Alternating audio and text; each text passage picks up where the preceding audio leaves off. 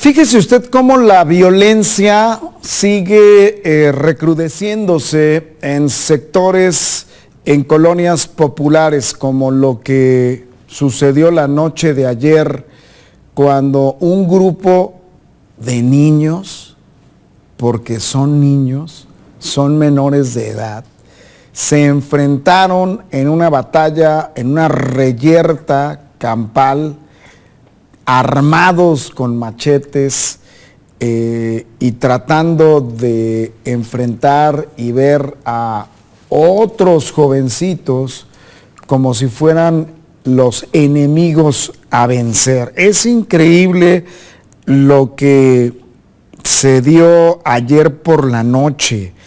Menores de 8 años de edad, que entre ellos adolescentes, 11, 12, 13 años, se enfrentaron en la colonia 8 de septiembre, al igual en la cercanía con la colonia Juan Lira, en una reyerta en donde se muestra cómo la violencia existe entre estos jovencitos, entre estos pequeños, que lo único que tendrían que hacer es divertirse, jugar y estudiar. No, ya para estos niños, 8 años de edad, para estos jovencitos ya no es prioridad estudiar, ya no es prioridad jugar, ya no es prioridad divertirse.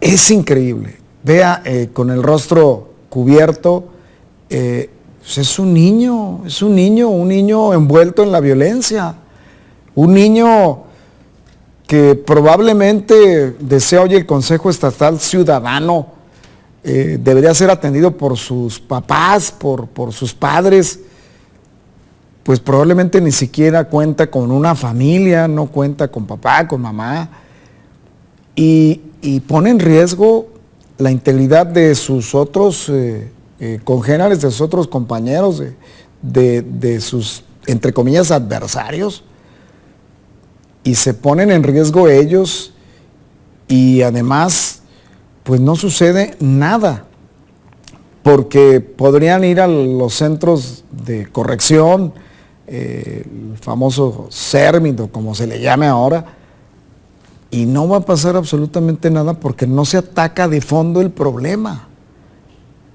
Y bueno, lo vimos con los hechos ocurridos en Mexicali, por ejemplo, cuando unos jovencitos, además, dejaron testimonio de su asesinato a una persona que mataron, a un chofer de una aplicación que asesinaron, y además dejaron testimonio de esto. Pero mire este jovencito con machete en mano, con machete en mano. Esta es la colonia, ¿cuál, Fer? La Juan Lira, ¿verdad? Esto ya es la Juan Lira. Es la colonia Juan Lira. Y de pronto verlos enfrentados entre ellos por disputas baladíes, por cuestiones sin ninguna relevancia, porque dijeran, bueno, están defendiéndose de los otros grupos porque pues atentaron contra ellos, o atentaron contra, no sé, sus familias, fueron objeto de alguna violencia. Es increíble ver esto. Es increíble ver esto y es preocupante, muy preocupante, porque ahí está ese monstruo dormido que es la violencia entre la niñez, es la violencia que radica esencialmente entre los niños y los preadolescentes y los adolescentes. Estos son los barrios de nuestra ciudad capital. Es la calle 4 de abril de esta colonia Juan Lira, la calle 4 de abril, y la otra es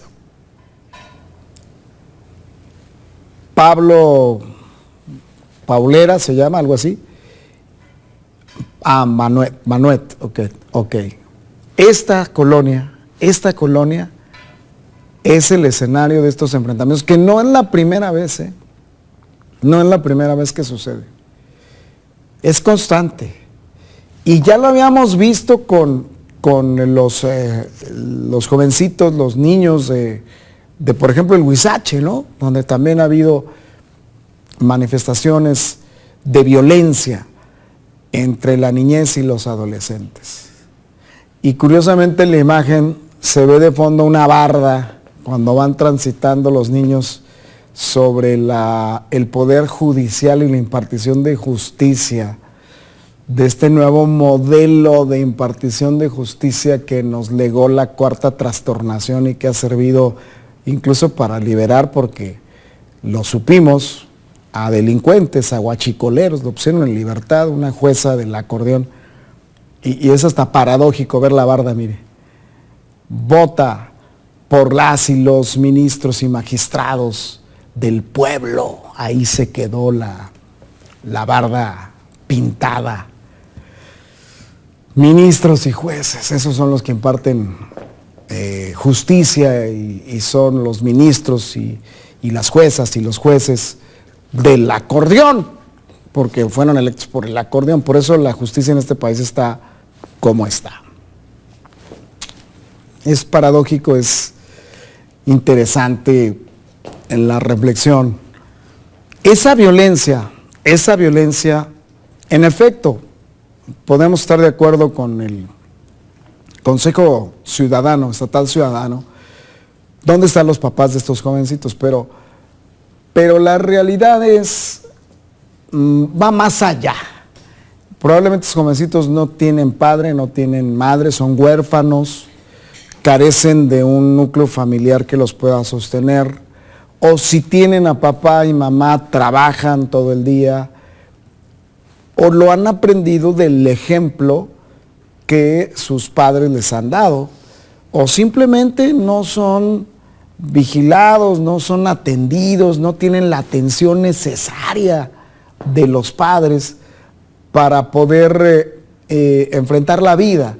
Y la enfrentan así, en forma violenta, delinquiendo, incluso algunos metidos en temas de drogas, en temas de halconeo, por ejemplo, porque también les sirven al crimen organizado, en temas que pues para ellos es muy fácil, incluso la ganancia de algunas monedas, de algunos billetes en forma muy fácil, ya sea vendiendo alguna clase de droga, involucrados con la actividad del halconeo que también se da. Hay niños de 8, 9, 10 años que también con su radio en la mano, con su teléfono, ya no necesitan el radio, marcan y te dan ubicación de la autoridad. Qué realidad tan estrujante, ¿no? Y en todo el territorio nacional, porque le comento lo que sucedió allá en Mexicali, ¿no? Donde lamentablemente se da ese asesinato de jóvenes de 14, 16 años. Y además ellos mismos dejan testimonio de su asesinato, de su fechoría. Es el territorio nacional, así están en algunas partes del territorio nacional. No todo es lo que nos dicen a diario los corifeos, los voceros de la Cuarta Transformación. No. Esa es la realidad, es esto que veíamos, este niño con el machete. A ver, pon otra vez la imagen del niño del machete. ¿Qué tendrá? ¿12, 13 años?